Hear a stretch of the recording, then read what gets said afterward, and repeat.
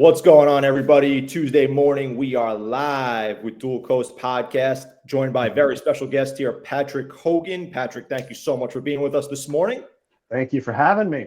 Absolutely. We got my co-host, obviously, out on his wharf in California. Oh, yeah. Let's go. Sun rising. Russ, bringing the outdoors inside. Please do. Beautiful. How we doing over there, Russ? You know what? Like I was telling you guys before the show, it's a beautiful morning, man. And the sun is going to be coming up soon. And it is just going to be stunning because we have foggy mornings all in June. Almost said July. In June, we get this June gloom. But today it is going to be beautiful. It's clear. No sea life, but a lot of birds around. So I know this is right down Patrick's alley because he is Mr. Outdoors. He is Mr. Movement. He is weird in his movement. He loves cold water, probably not cold enough, and infusing himself with interjecting outdoor lifestyle. And we're excited about having you on the show, Patrick, because you bring a little bit of variance to anybody that we've had. With regards to movement. I was watching some of your posts last week and, it's so cool because like I see you going down this stream, and then all of a sudden you're in this basically like a hot tub, but it's a cold bath and it's just a river, and you're just frolicking 100%. around and you're just like, woo, this is cold, man. But I love what you do. I love your movement. I love, and something that you said off air that really connects with me, and that's the key word, is connection. You talked about running and how you're going to get together with people. And I know this isn't something that we discuss and everything, but I want to talk about connectivity. I want to talk about you, Patrick, in a way of how you are and ways, because I think you like to do a little bit more of the solo thing, but now you're integrating connectivity into movement, infusing that into your lifestyle. Tell us how you're doing it and the importance of connection and movement. Oh, it's beautiful. Yeah, again, thanks again for having me on. And yeah, it's, let's say there's an importance between connectivity and movement, and they're both essential. You could almost say nutrients. Like if you think about a movement diet, I'm a student of Katie Bowman's in a way, and one of her things that she talks about is like movement is very akin to our diet, in metaphorically, like it's something that we need for our bodies to functionally work, to be healthy. And without a balanced diet, you get certain disorders or dysfunction and all that kind of stuff. And so the same thing with movement. You need a whole balanced diet of movement. We need all sorts of varieties of movement in order to make our bodies work very well. But you can extrapolate that even farther. Another part of our whole life diet is community. We are, communal animals. And so we need a sense of connection, community, in order to find optimal health. Yeah. And, I think it's really on an individual basis as far as like where movement fits into connectivity. I have in my past, in my life, throughout my life, yet as you mentioned, kind of gravitated towards a lot of solo activities, because that's where I find, my solace, my Yes. thinking time, my ability just to explore and play on my own. To me, that recharges my batteries and really refreshes my mind. But sometimes you start to find like, okay, it's a little bit imbalanced. Maybe I'm not connecting with people the way I need. And so that's my latest endeavors are kind of looking outward and going, okay, where are these other groups? And maybe I can give them a chance and see what it's like. And I was just mentioning before, like I explored joining this running group that's in a nearby town here. And I find that it's a very different type of running. Like I got out there and as I was running, I was realizing, back in my childhood, I used to run with a group. It was a bunch of like all parents and kids all running together, and it was kind of a beautiful thing that we used to do out in the Northwest in the Pacific Northwest in Washington State. And now I'm in New York State, and so it's kind of a little bit of a different scene. But I find that like when I'm running with a group, it's just about the community and less about the running. For me, and when I'm by my own, I get into like the meditative state of running, and so they're like very different experiences, to state the obvious. Yeah, for sure. Well, I just think, do we need to find a balance in that? Or, is it okay to be 70-30, 70 solace, 30 integrated in community? I mean, do we really need to have, a balance in there? Is that important? Because, when we're out exercising, I love to go walks on my own. Sometimes I just don't want to talk. Right. Yeah. I've been talking all day. Now it's time to set aside that time for myself. So recharging on your own, I totally get, but does it really need to be a 50-50 balance? I don't think so. Not at Yeah. all. I think the balance is more in accord with your particular, I use this term a lot. It's just finding your own true nature. What is making you healthy. I mean, and so I'll go back to like the diet metaphor. You don't need 50-50 of every type of carbohydrate to protein to, there's different percentages. And same thing, I think, in life, in all these other categories of our life, like community versus movement versus family life versus work life, leisure time. It doesn't all have to be the same and equal, but we have to keep experimenting, what fills you up to the right extent, when, and by balance, it's less trying to equalize everything, and it's more like where you are feeling for yourself most fulfilled or stable or energized.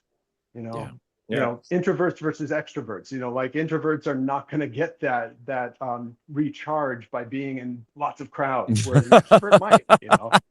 No. Yeah, exactly. Freaking out, man. Exactly. Oh man. It's like creating your own equilibrium is what you want, is like Yeah. what you want to do. You create your own equilibrium out of it, like how you see balance, how you visualize balance in your own life. Exactly. And I think that changes at different times of your life, Sure, even different times of the day, and we have to be, I think what the problem comes when we start to make rigid rules about it, and we start to get kind of rigid in our thinking that say it has to be this or this. And instead, I think we need a little bit more of a flexibility in continually just checking in with ourselves, checking in with our internal body compass, and feeling for what we need at the certain time in our life. And so, maybe it's larger periods of life, like, when you're, raising a family, you might not be doing other social activities as much as other times in your life when you might be looking for, maybe you're building a business and you're like really focused on that. And we have to just keep checking back in. I didn't keep using that word, but keep checking back in with ourselves and saying, okay, what do I need now? Where am I? What are my values and goals now? And that's going to change. It will. No, connection with others, connection with self. Yeah. Really understanding who we are and as an always individual. A back and forth there, for sure. Yeah, for sure. That's very interesting. Love the answer.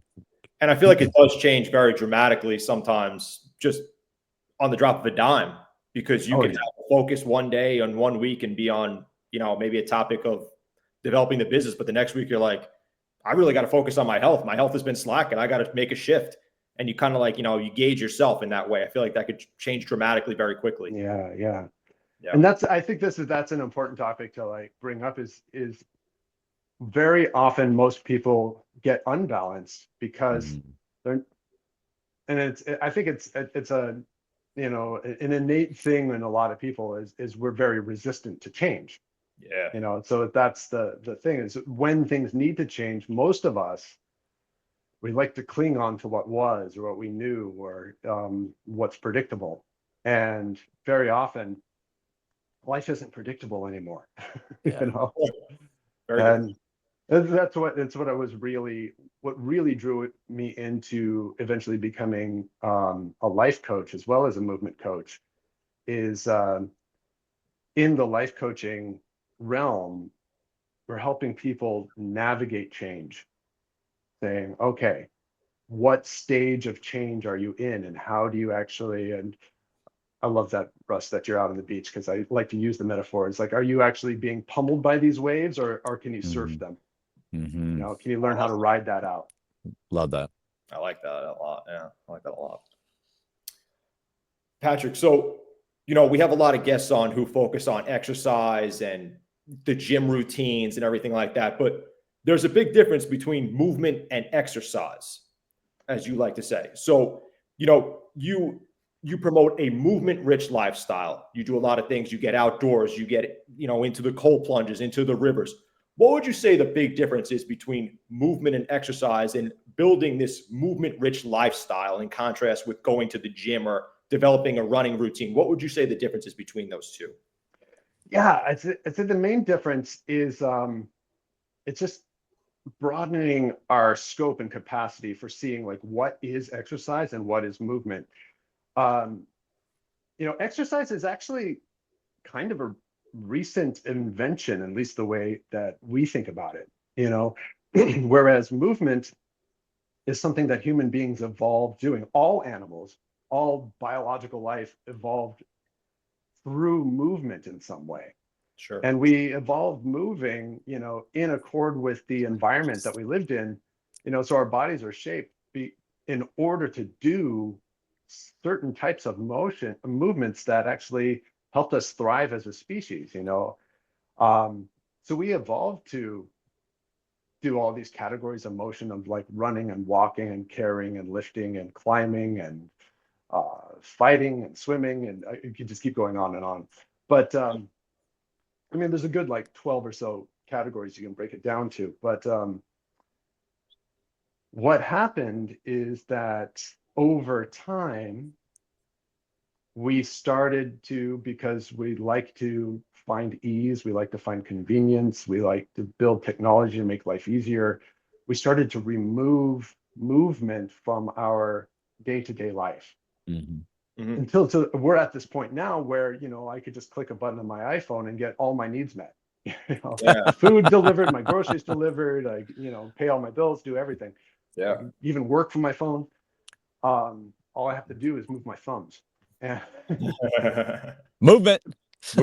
yeah, there's a little bit of movement. But the problem is, you know, so we're living in these bodies that are, you know, some people like to use the term the evolutionary mismatch. We're in an evolutionary mismatch with the environment that we live in and the culture that we live in now.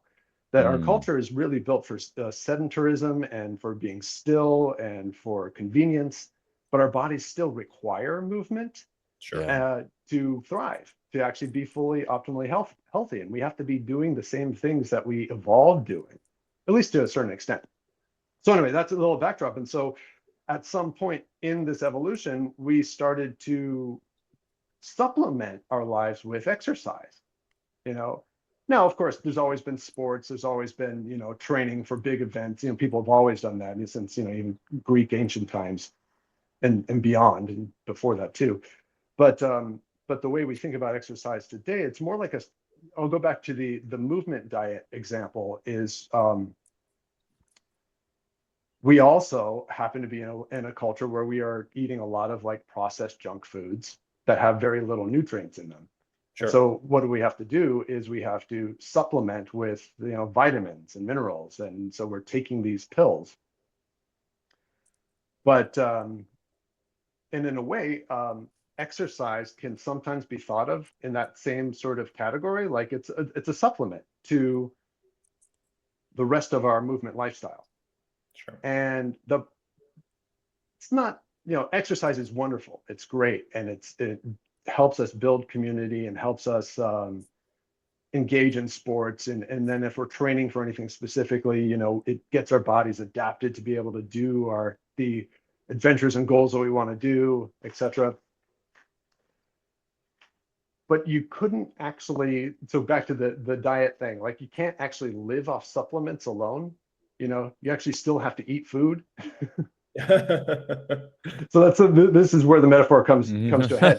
And so, and it's kind of the same way. You could exercise for an hour, even every day. You can exercise for an hour, but then go back and like be relatively sedentary. Like, you know, maybe your work is sedentary. You're sitting a lot. Maybe your home life is sitting.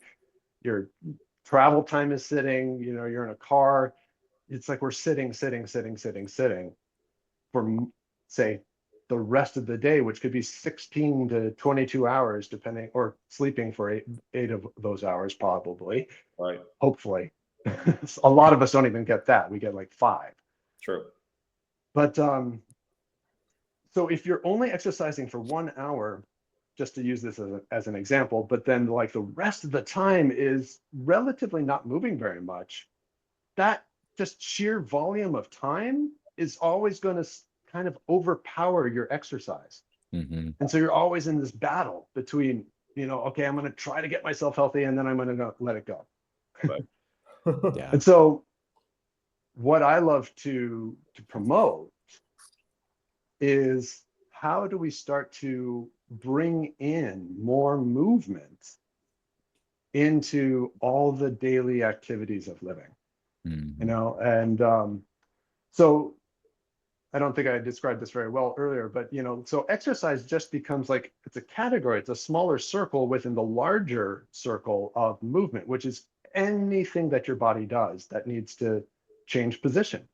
Sure. You know, we are really movement starved in so many ways, and what gets overlooked in the exercise model a lot of the time is that every single part of our body requires movement too.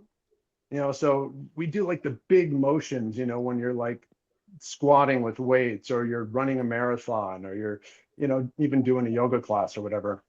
Very often we start to neglect that even like the fingers in our hands, or the muscles in our eyes, or how we, or are we able to move all the joints in our feet, you know, those small joints, those small movements often get really neglected when we think about exercise.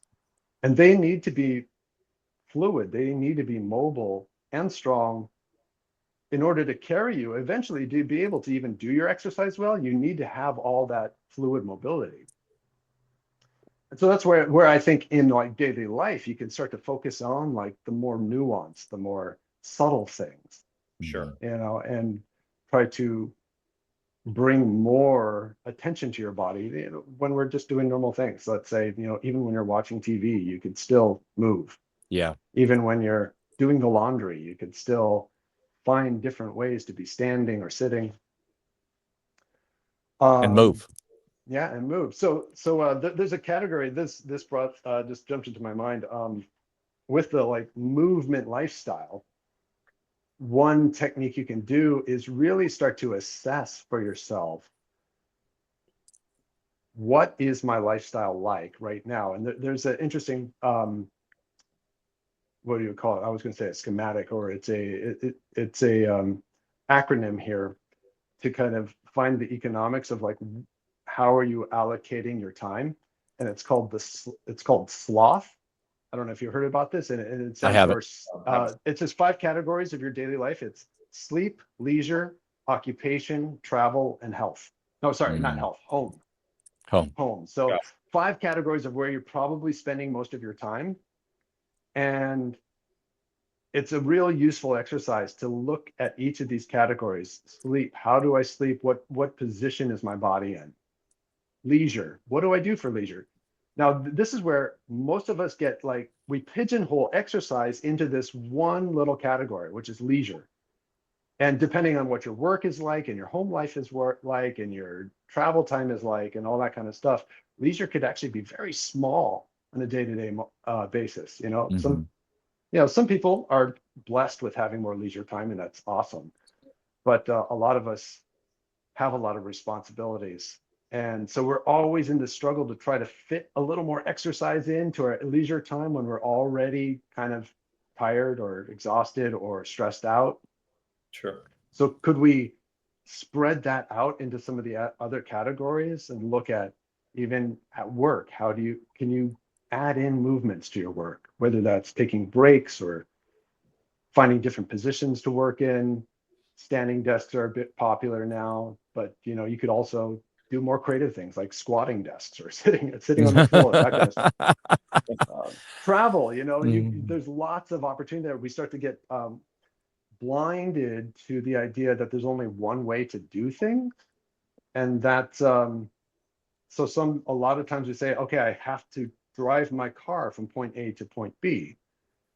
And what if you could start to think a little outside of the box and go, okay, can I ride my bike? Can I drive only part way and walk part way?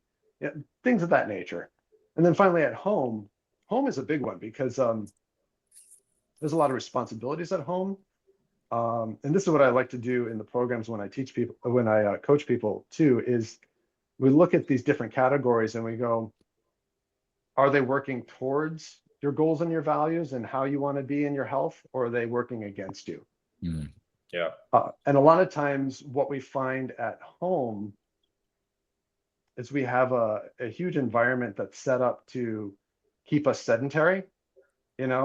Just think, a good, a fun little acknowledgement to do for yourself is to count all the chairs or sitting places in your home, and then count how many people are actually using them. Yeah. A lot of times you guys have like 1 to 2 people at home and you have 15 chairs. I'm trying to, maybe that's an exaggeration, but including the couch, including all of this stuff. Most of our environments are like encouraging us to go relax, to sit, which is not bad. We want to relax, but sure, if the environment only gives us that option, that's what we're going to do. Right. So what could we do to kind of switch that up, create some more open spaces, find ways to make your home encouraging you to stand a little more, to get to the floor a little bit more. Maybe you don't put away all your exercise equipment all the time, but you keep it out a little bit so you can play with it. Yeah. So I did go on down a bit of a tangent there. So I hope I kind of like started to like create a little framework, a little world there. Like what's the difference between movement and exercise? And I think a lot of the crux of it is that movement is something that we're always doing.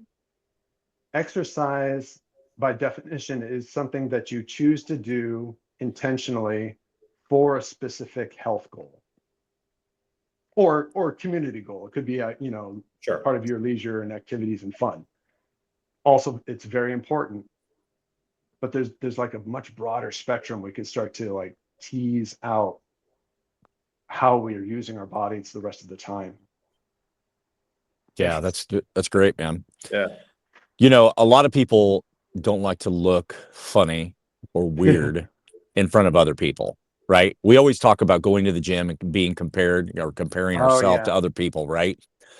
But if you think about, right out here in this environment, getting out and moving our bodies, right? Not exercising, but just moving. I see more and more videos on movement. In fact, we have a friend, Chris Rushing, who was I think our second guest.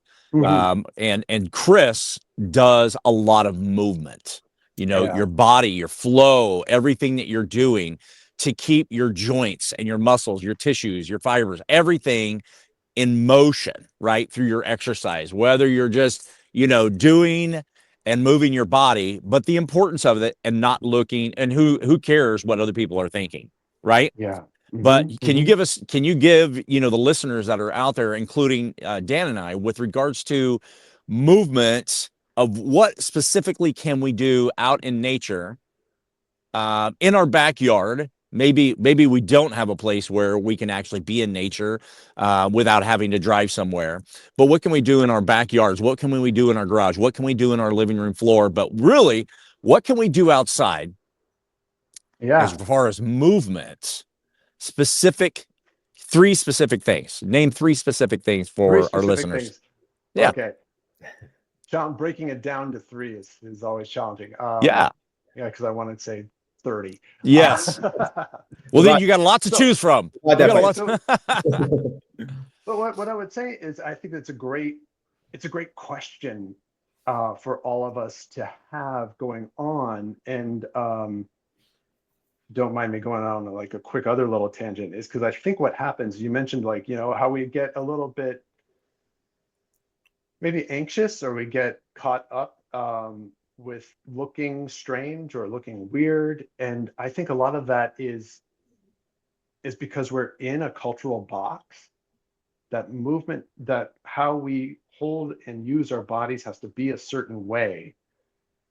And if you're to move, I mean, think of if you're standing in line at the bank and you started doing some sort of exercise, people kind of look at you. They go, "What are you doing?" Yes. But how much of that is because you're really doing something crazy, and how much of it is just that it's not what's expected? So I studied, one of the things that I studied is the MoveNat. I guess you would call it a method. And MoveNat just is a flipped around word for natural movement. The guy who started it, Oren Lacour, is French, so it's probably mouvement natural. But I got that. But MoveNat is a great way of just kind of breaking down into the primal elements, what we evolved to do. And so it's all the primal things of like running, crawling, jumping, climbing, lifting, carrying, things of that nature. So in what I love about, say, we're going out into our backyard, and you can just ask yourself this question and get curious. And this is the antidote to feeling weird, or feeling kind of embarrassed maybe about moving, is remember what it would be like to be a kid. You know, what would a kid do right now? Yeah. And there's a framework for anxiety, that the antidote to anxiety is curiosity. You know, so when we get anxious, we might kind of shut down and not engage with our bodies. But if we, and I love, you have this book, Imagine If, right? Yes. Yeah. Right. That's the antidote to the anxiety. It's just like if you go into your imagination and say, oh, what if this? What if I could, how would I interact with the environment around me? So go into your backyard and you just take a look around and go, how could I interact with that rock? How do I interact with the fence? How do I interact with, you know, the grass, the ground? And so three things you could do. I mean, just real simple things. As a kid, you can crawl. You can get on your ground and go into quadrupedal motion, hands and feet, hands and knees. Really is one of the best type of contralateral motions that we could be doing with our body to develop like coordination, core strength. It applies to our walking and our running too. Crawling, you can just look at, it doesn't have to be a weight, but you can just look at how do I lift something and carry it over there. You know, gardening is something you can do. Sure. But this is where I'm bringing it back into daily life. So a lot of people like to garden, but they don't think of it as exercise. They think of it as like, oh, okay, this is the task that I do. But you're lifting things, you're digging in the ground, you're moving your body. So I just keep going back to this. One of my favorites is just ground motion. You know, getting on the ground and playing, you know, crawling, maybe laying down. You can do some simple stretches. You know, most of yoga is all about that. It's just, Sure. how do you move your body on the ground? You Yeah. know, but you don't have to be doing yoga. You could simply be exploring what feels good, Sure. and your body will tell you. You know, when you go into a twist, people go, "Oh God, oh yeah, there's that muscle." But that's your body's signal that we Yeah. you know, we might have a tendency to avoid those feelings. And there's a term called experiential avoidance. Whenever we get into something that we anticipate is going to bring us discomfort or pain, we go, okay, I'm not going to do that. You know, you see a lot of people, even in like physical therapy situations and whatnot, they're like, okay, I can't do that because that hurts. Yeah. And it's valid, and you need to listen to that, but you also need to listen to, okay, but that's not the end point where you want to be. You want to start teasing your way into it. You want to start inching your way into those motions. Yeah. So again, I'm kind of bringing it back around. What are 3 things you can do? I'd like crawling, you could lift things, and you can interact with the environment. This is where I go, okay, look, if you have a tree in your yard, you know, can you climb that tree? If you have We like to hug it in California. there you go, hug it, and then maybe climb it. Put They your don't climb movement. it out there. They just There's one other difference between, let's say, the idea of movement versus exercise, but also what I loved about the natural movement perspective is that we're putting all the movements that we do or the exercises we might do into a context. Sure. You know, which might be, I'm not just doing pull-ups on a bar, which are great, that's good for you enough, but I'm actually building the skill of how do I climb up something if I needed to or wanted to. Yeah. You know, can I actually climb that tree? Yeah. Yeah. Interesting. So just parlaying on that a little bit, Patrick, you know, you get out into nature a lot. You get into the rivers, you crawl, you know, laying on the ground, kind of like interact with the environment that you're within at that point in time. How would you describe, and this is something I've been interested in and I wanted to hear you speak about this, the barefoot lifestyle for whole body health? This is something I wanted to hear you talk about, and I wanted to hear is it more so of a grounding aspect that is involved with, or is it something that I want you to explain it a little bit to everybody? Oh yeah, it's definitely partly grounding. I love that the notion that the earth, or some people call it earthing, that the ionic charges of the earth can actually act as an anti-inflammatory for the body. It's like there's a negative ionic charge that comes from the earth and comes into your body, interacts with the positively charged free radicals, and actually acts as a bit of an anti-inflammatory. I love that notion. So that's one big reason to do it, of course. What we start to get down to is like, why would that be the case? And whatever we may have been doing in nature, as you know, in our ancestral past, probably is something that our body needs. You know, so if it was at the time, you know, yes, humans have been wearing shoes for thousands of years, but if you think about the need for shoes was really just to protect from cold and maybe sharp punctured, you know, sharp things, like if you're actually walking on thorns, or you think about like lava rock that's like super sharp like glass. Yeah. You don't want to be walking on that barefoot very much. However, over time, our shoes actually became like a technology that is outsourcing the function of our feet into the shoe. And it actually has some consequences. And so I think of the need for at least acknowledging this and understanding that our feet are really the foundation of, you know, and most of the movements that we do, like we are standing on our feet, and our feet are carrying us and holding our body weight. And there's 26 bones in the feet, there's 33 joints. Yep. And lots of internal musculature in the feet and extrinsic musculature that goes into other parts of the leg. And it's all supposed to be somewhat mobile, and for good reason, because when all the parts are working and functioning, One, you have better balance. You know, your body is able to orient itself over your feet. Two, you're actually getting feedback from the ground and the shape of the ground.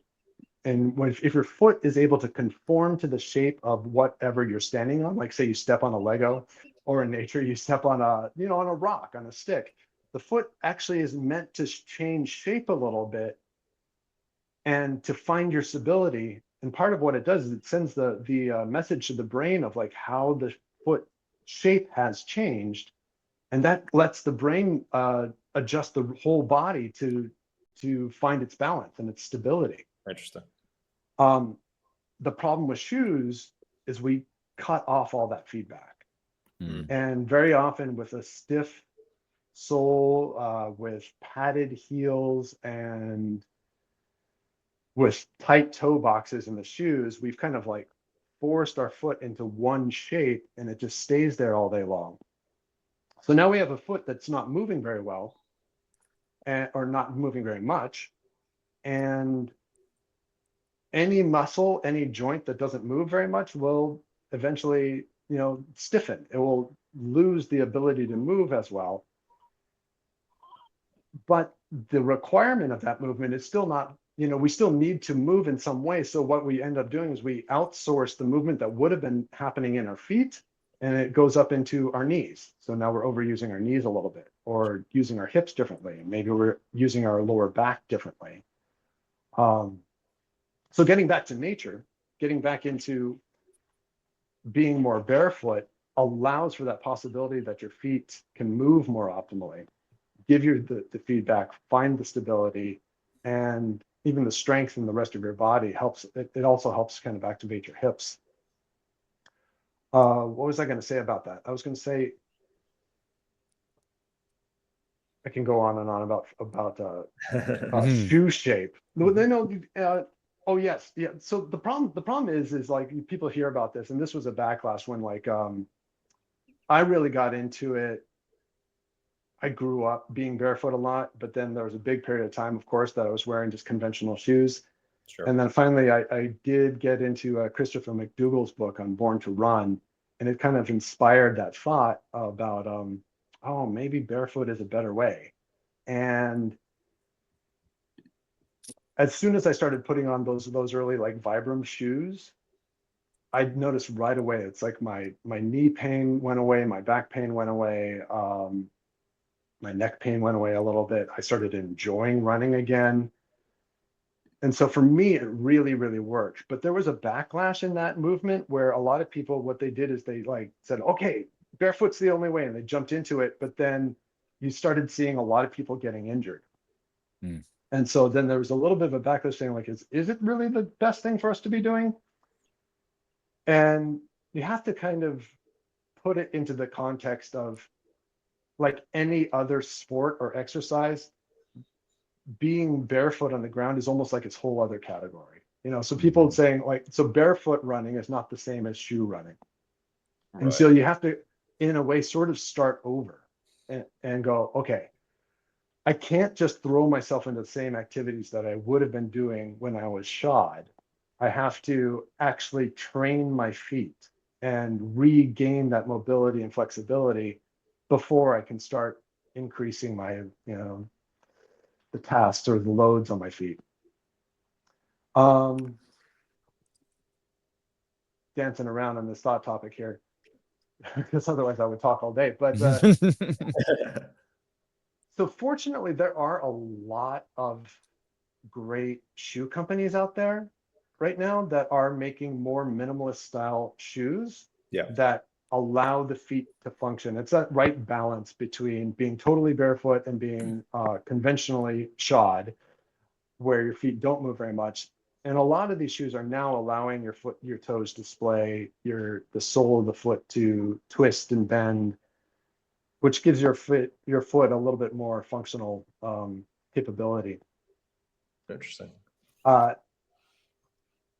It's the small things that shoes do that really are fascinating to me. Like, most conventional shoes have somewhat of a heel on them, even if it's like an inch padding. And I think it was a foot doctor, William Rossi, pointed out that for every inch of lift in the heel, there's a 10-degree change in the joints all the way up the body. Wow. Yeah. Correct me if I'm wrong on that exact statistic, but the principle is the same, is that for as much as your heel lifts off the ground, Sure. the rest of your body upstream of that has to compensate in some way. That's So interesting. it really does throw off the alignment of our body. Hmm. And That's why I don't wear heels. Exactly. But look at your regular running shoes or whatever. Most of them have some lift that's higher than the toe. Yeah. Shoe companies, came up with that as a way of helping us. The marketing is that it helps us propel us forward. It helps, avoids us hurting our heels when we strike on the ground. But unfortunately, what it does is it changes our gait. Yes. And we actually end up, there's an instinct, the more padding you have under your feet, and Russ, you might find this right now, like being on the sand in the beach. Yeah. Instinctually, reflexively, we hit the ground harder with our feet to find stability. Having lots of padding in a shoe, even though it's intended to keep us from feeling the impact of the ground, we end up hitting the ground harder because our body's trying to find its stability. It keeps smacking the ground harder. So anyway, I mean, so these are all just things to consider. It's like when you're barefoot, you allow your feet to move more flexibly and freely. It changes your proprioceptive sense of like where your body is, and you can find more balance. And for me, as also you go into the grounding earthing aspect, but for me also, anything that is closer to what feels like I'll just say it's funny, kind of like the Tarzan primal state. It just feels free, it feels more fun and activating to me. Yeah. Interesting.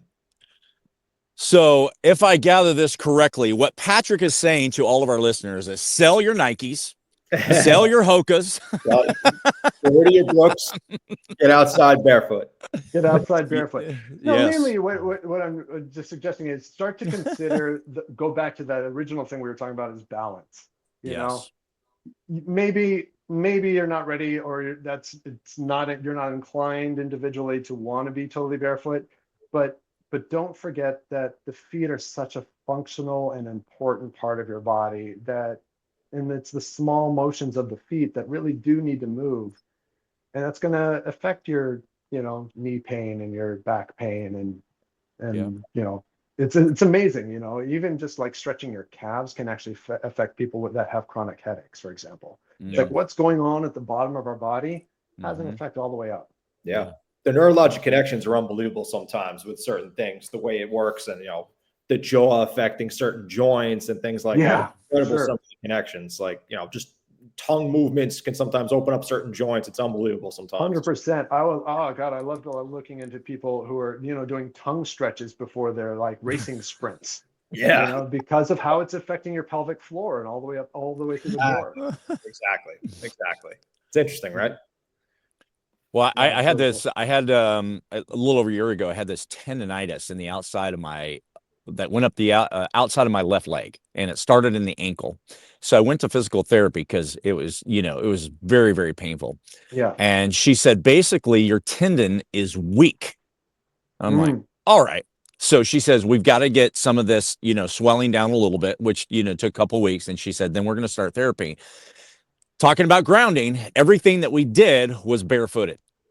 Yes. And she said, what we want to do is we need to do these simple exercises that you need to incorporate in your regular routine, 3 times a week.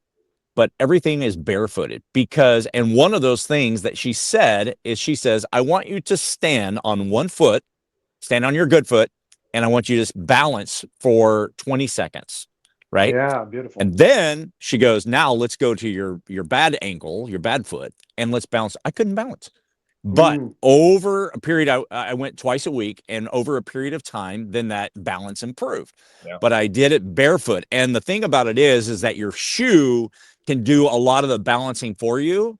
Absolutely. To where you can't really develop that tendon or that muscle in your body. So therefore I had to stand barefooted and work on that. And now, now I do it 40 seconds, on each foot. But it's amazing what the shoe can take on rather than our barefoot. Yeah, 100%. Like, and that's amazing to notice, and such a great like way to discover that the environment we are putting our bodies in is in a way shaping and adapting our body. So our shoe is an environment that you put your body in, and your body goes, okay, this is what I need to do. And it didn't need that tendon strength within that shoe. Yeah. But you can even extrapolate that to, let's say, our chairs. We have all these chairs, and our body doesn't need core strength, hip strength, knee mobility, hip mobility, because you're only going to the half range of motion of your knees and your hips when you're actually sitting in a chair, for example. And people then over time realize after many, many, many years, you just have this blindness to it. Like, what's so normal in our culture, we don't really see that there's another possibility. Yeah. And that's what I'm hoping to help people understand, is that we can start to think a little more creatively. Yeah. Even look to other cultures if you need to. Sure. Go, okay, maybe sitting on the floor could be beneficial because the chair might be doing the work for you that otherwise your body would have to do, without it.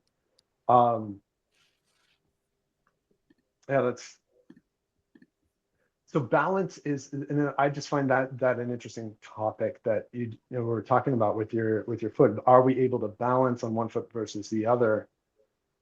A lot of us don't have that ability, which I find is so fascinating. Maybe it's because the shoe is having it, but also because we have sort of adapted over time to even walking in a way that doesn't require a lot of balance. It's more of a kind of a falling forward walking gait. Sure. And we can retrain that. And that's what I like to, I love that the physical therapist was doing that with you, but it's something that we all can start to think about and keep testing for ourselves. Like, how do we balance on one leg? That's good stuff. That's awesome. Dan the man. Yeah. Yep. Patrick, so, you do a lot of stuff, obviously, we'll call it a bit out of the ordinary, for lack of better words. A lot of people, they don't do these certain things. They don't get into these movements, but you're also a life coach simultaneously. You do a lot of life coaching. Where would you say is the blend between the two? You do life coaching, you do movement coaching. Where do they blend together a little bit? Talk to us a little bit about that. How do you combine the two? Yeah, there's so much in that. A lot of things led me to life coaching, but I started as a movement coach. I started as I kind of went through this whole progression of I was in movement type theater. I was an actor. I've kind of moved into being a yoga teacher for a while, and I started and eventually became a MoveNat trainer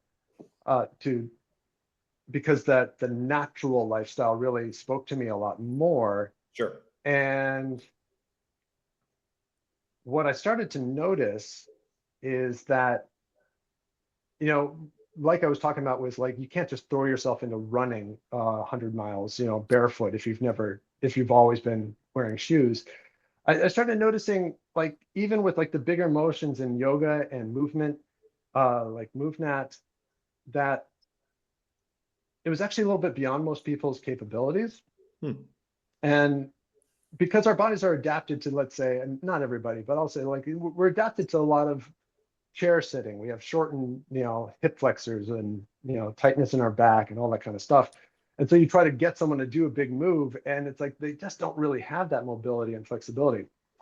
So that led me into then finding restorative exercise with Katie Bowman's work in her Nutritious Movement Institute, which really got into the nuances of things like our lifestyle and our alignment and how do we find optimal flexibility and the contractibility of the muscles, and develop a better movement patterns. And so I started working people with that way. But then what really happened, and this is where life coaching came in, is then most health and fitness professionals will recognize this common complaint of, well, we tell people what to do and they don't do it. Yeah. You know? Right. Yes. And why is that? You know, and what's the missing link there? And I became so curious about that. And that was one of my, the first pathways into life coaching, because it's taking more of a psychological approach into the things that we do. And we may know what's good for us, but a lot of us don't do that thing. And there's a lot of different reasons. It might be we find better community in the unhealthy habit, like smoking, for example. People love to smoke because they get to have a community around there. Right. A little less so nowadays, but it still exists. Drinking's another one there, or even just being sedentary. Our culture's around being sedentary. Well, let's go sit and eat together, which is beautiful. It's a great thing. But we can't see outside the box of like, well, we could also be together doing something active, Yeah. and so I started getting into like really just questioning that idea of like what is it that actually helps an individual move better, getting their own sense of motivation and willpower. And that led me into studying with the Martha Beck Institute, and becoming what they call a wayfinder life coach. And really there, we are studying this kind of, or we are helping clients with this idea of change, going through a change cycle, learning how to take themselves from one place and moving it to another. And I find what's so cool about movement and life coaching together is we use, our bodies our life is experienced through our bodies, and our bodies experience more through movement. Mm-hmm. And however you move often is reflective on your life or what's going on in your life, and vice versa. What's going on in your life often reflects how you move. And you can just think of it just, on a real simplistic sense of like emotionally, if you're kind of feeling down and depressed, you're probably not going to feel like moving very much. Right. But if you get out and move, often the mood switches. Yeah. You can get out of that level of thinking, Mm-hmm. so that you can find solutions. Um, there's so many great aspects to think about there. Like a big part of life coaching too is being able to sense from your body what's right for your life. And because some people call it gut sense, some people call it intuition. But it's experienced within the body, and you really know it. If there's something that is really right for you, that's in integrity for yourself, your body reacts in a certain way. Sure. There's something that's really against, like, that's let's say coming across your boundaries, or is just no longer serves you, your body will react in a different way. And it's usually something about like opening or closing, or feeling more free or more tension.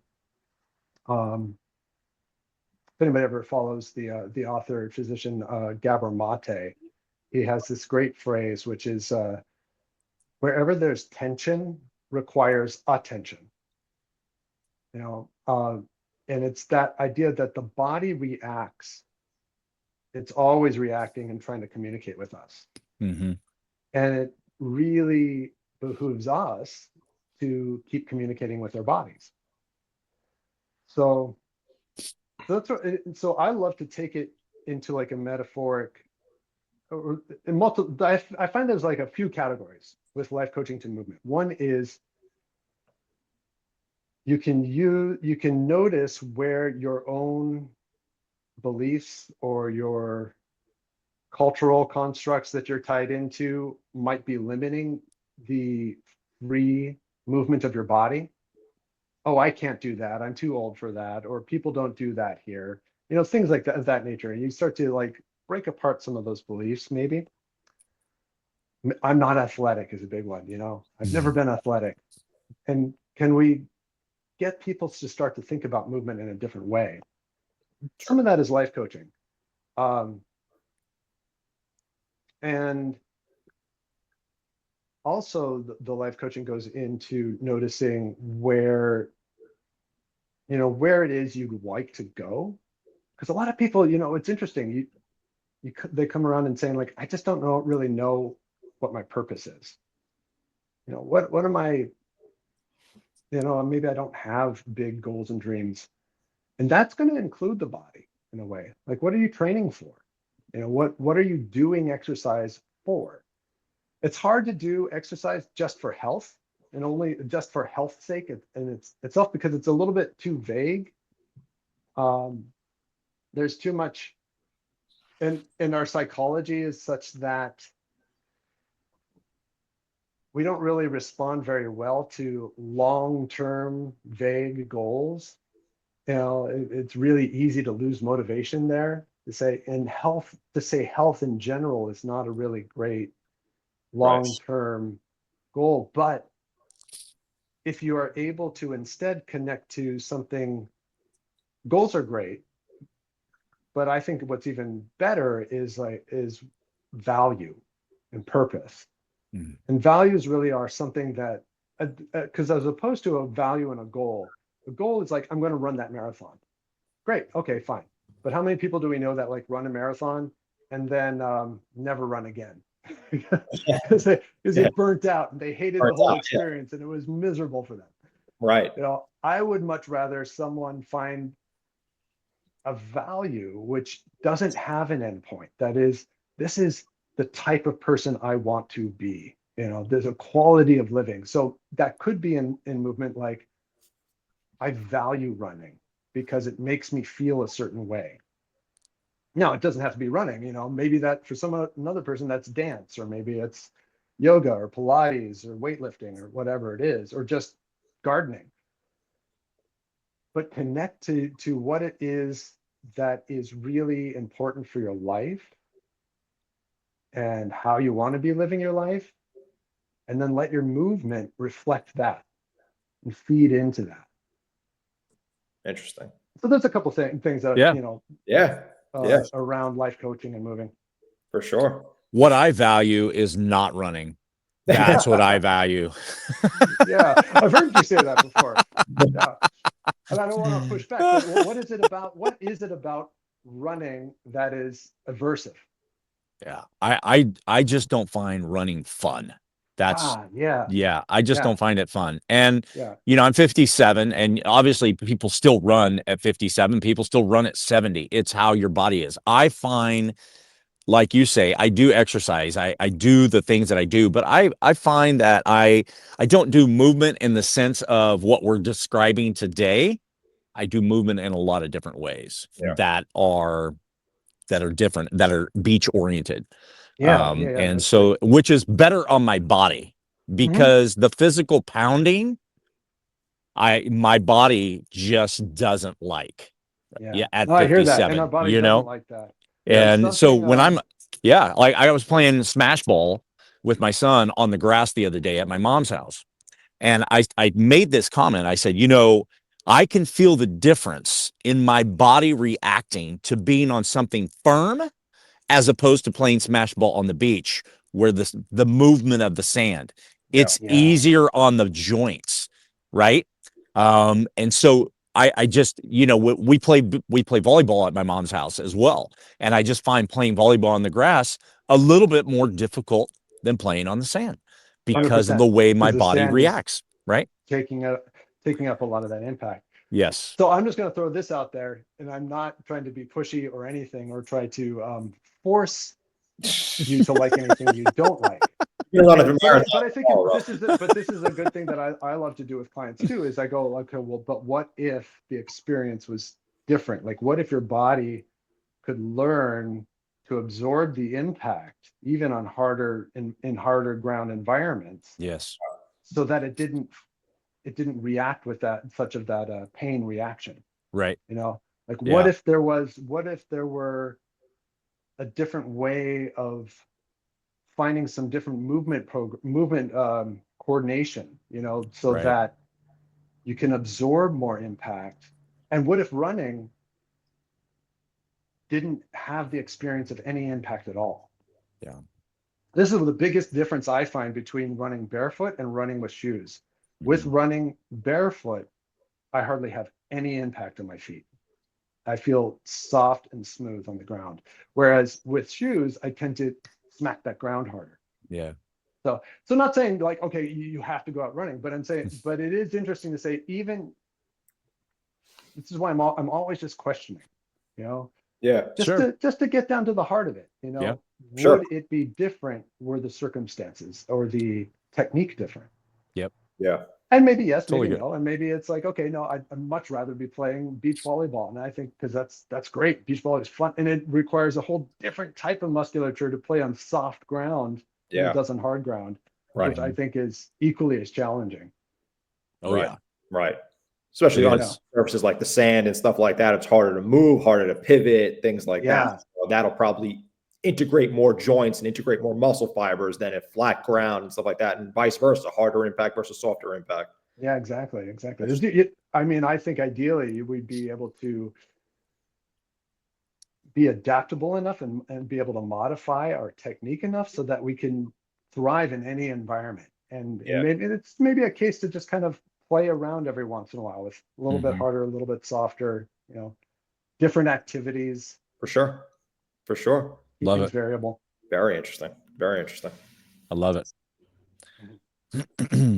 Patrick, a lot of people use visual representations to kind of display their ideas or their motives or their morals.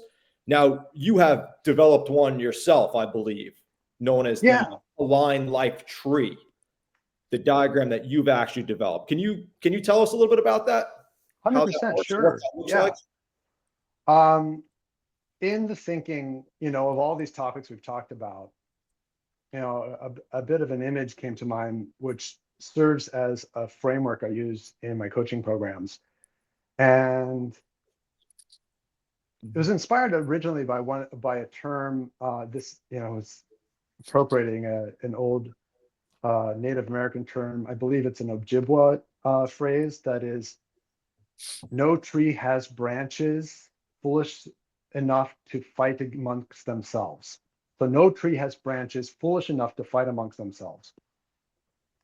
And I think a lot of the time in modern life, modern culture, we are fighting against ourselves in many ways. We have different categories and places in our life, but they're kind of at odds, and it's what we've been talking about. I might have a living environment that's not serving my health goals, or I might not be eating well, and I might have values and goals that I want to be healthier, but I'm just not doing that, or I'm not thinking in a way, or I'm holding on to maybe some limiting beliefs that are also draining away from maybe how I want to be in community and health and whatnot. And maybe our body habits are not helping us either. So what I do is I developed this idea from that tree idea of thinking about the canopy of a tree, where all the fruit and the leaves are, as kind of the end point. It's the dream, it's the vision, it's when we are flourishing in our lives. Sure. But what enables that canopy to flourish, and I'm not speaking as a botanist, I know there's a lot of more complexity here. This is a simplified diagram. But what enables that canopy to flourish is having like this solid trunk. And I'm thinking about where the nutrients are going. Nutrients from the ground are going up through the trunk and into that canopy. And the trunk to me represents, in order to get to that flourishing life, you need some solid sense of your values and your purpose. What is guiding you and in what direction? But below the surface of all that are the roots. And in the roots are all the little things that we do on a day-to-day basis throughout our lives.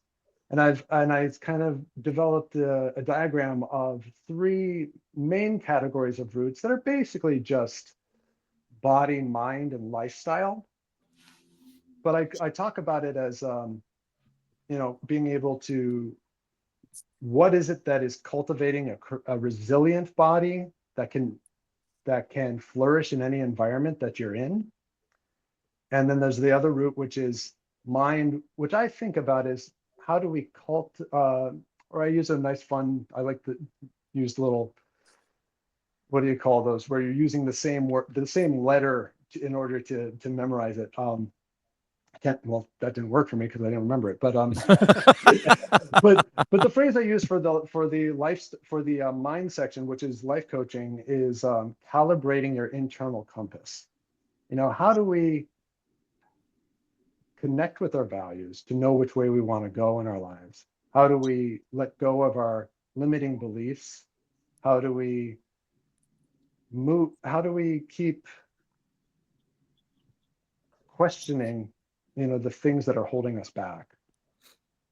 And then there's the third section, which is our lifestyle, because if our lifestyle is not in accord with the direction we want to go, whether it's, having a fit body or just a happier life, our lifestyle is really important. And that one I think about is like curating your habitat. You need to kind of think about what's the environment that you're putting your body into. What are your habits on a day-to-day? How do you develop better habits, for your day-to-day life that are in service to those purpose and values? All of it comes in. I'm a big fan, and I study a lot of acceptance and commitment training, or for therapists, they call it acceptance and commitment therapy, but in either case, it's called ACT. And a big premise of that really aligns with this diagram that I'm talking about, which is, how do we take in our full experience of our lives, how we're thinking, how we're feeling, and be in full acceptance of that, of what's happening where you are right now, and yet still take committed action towards the values and dreams that you have. Wow. So I developed this Powerful. tree to kind of like help people kind of like look at these different categories and different subcategories and go, okay, where am I doing well? Where do I need work? And how do we start to bring everything more into better integrity? Yeah. Mhm. Yeah. Incredible. Love it. Yeah. Love it. That's awesome. Yeah.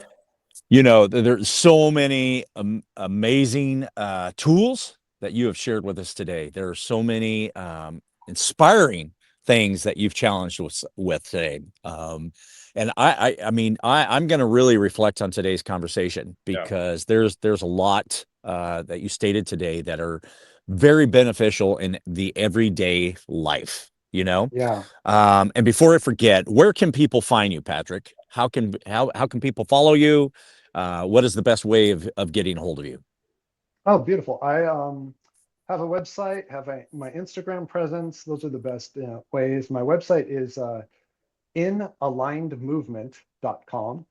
And my Instagram handle is at Patrick Og, which doesn't mean, the modern version of Og is different than, or OG is different than. Og is actually the root of my last name, Hogan, in the Irish Celtic. And I believe it means something. I just like link to it because it means something like noble and forever youthful. Interesting. And so I just felt that was a good connection. So Patrick Og. Also, I wanted to offer this to all of your listeners and audience, and to you guys as well. Is I do have an article that I put out called 6 Ways to Get Fit Without Going to the Gym. Wonderful. Which is kind of outlines a lot of what we were talking about today. It's just like these little ways to think about how to bring more movement into your life. Amazing. And so I'd love to Love it. give you guys the link to that if you Beautiful. have that in the show notes. Yeah, we'll post it, man. Absolutely. Very, very cool. Awesome. Yeah. Awesome. This was an amazing conversation. I truly enjoyed this. Patrick, thank you so much for being with us today. Guys, please check us out on Instagram, TikTok, Facebook. Listen to us on Spotify, Apple Podcasts, Amazon Music. Check Patrick's website out, inalignedmovement.com, and his Instagram, Patrick OG. Guys, thank you so much for listening. We'll see you guys next Patrick, week. thank you so much. Thank you Appreciate so much. it. It's Yeah, such an honor it's and pleasure to be fantastic. here. Thank you so much. Thank you. All right, Thank buddy. you. Take care. Okay. Bye-bye.